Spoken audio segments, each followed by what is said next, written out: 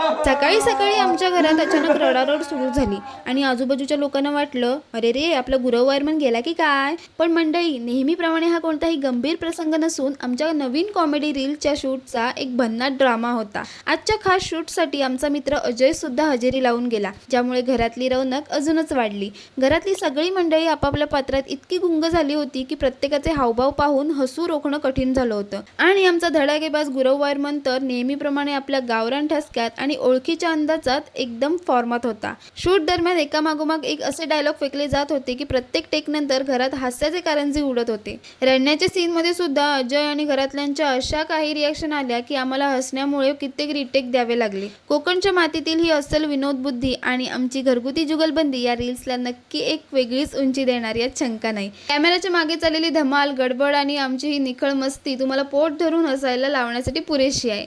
तर मंडळी, हा रडारडीचा कार्यक्रम तुम्हाला कसा वाटला नक्की सांगा. भेटू पुढच्या व्लॉगमध्ये. Bye bye.